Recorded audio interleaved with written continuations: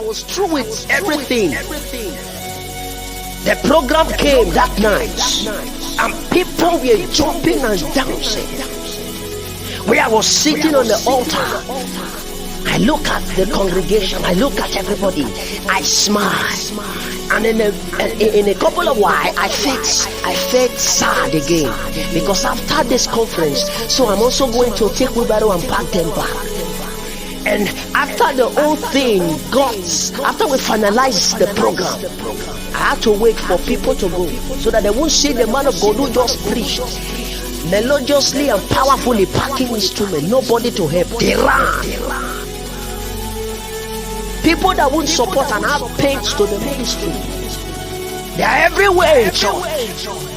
And as everybody went, it was remaining only a friend. I picked up wheelbarrow and started loading it. She was surprised and said, "Wow, don't you have people around? Where are the people?" I kept quiet. I said, "Don't worry." And that was how I loaded it. And I got home with 16 naira. Sick at home.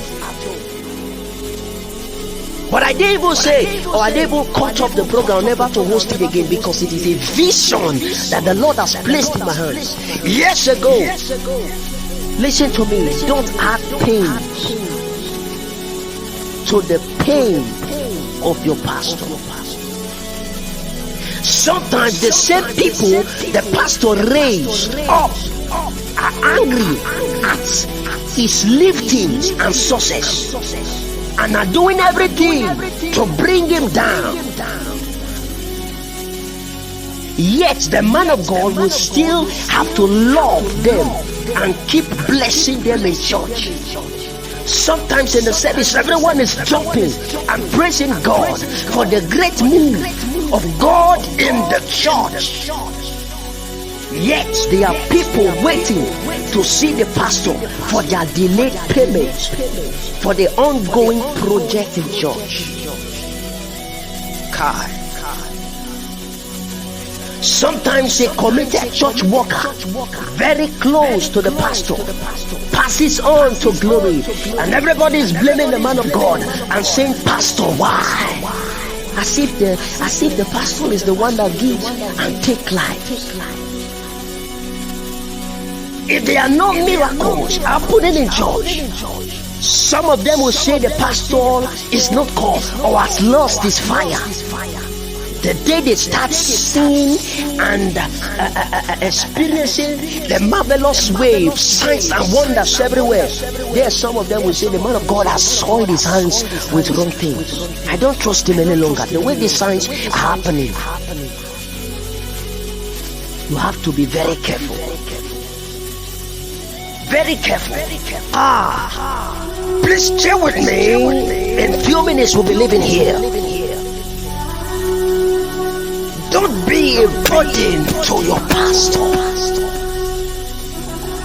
He's not a spirit, he's a human being. He has his own problem. And don't become a hate to the church or to the pastor. Don't allow him begin to change because of your character that is not good.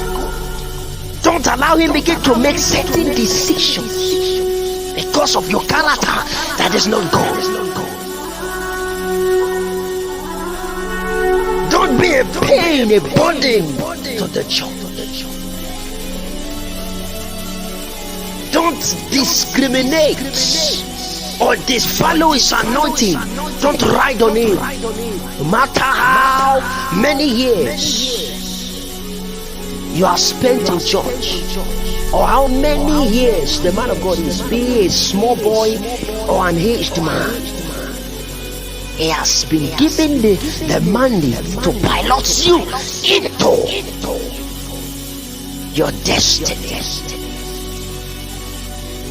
There are times the pastor uses his personal resources to do the work of God until there is even no money to run the home front.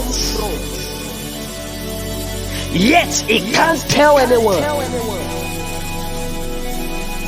No wonder Jesus had to take pain and whip the members in church. that before Jesus came back from where he went to, as he entered the church, everything got changed. They changed the doctrine of the church. They scattered everywhere. They turned the pattern of the ministry into something that is uncomfortable for the gospel. And Jesus was very angry and took canes and whipped them. Those are the people we are talking about. People that had pains to the ministry. They are everywhere. You have to be very careful and be conscious of the fact that what you are doing is not good.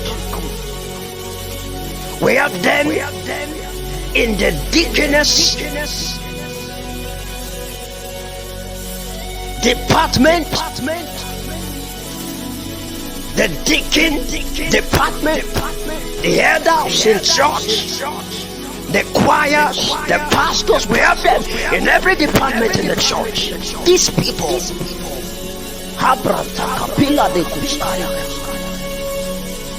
and Jesus took Cain and whipped them because they've turned the church into something else. And it got to a time, the same people Jesus preached to almost stoned him to death, even when his time was not yet at hand.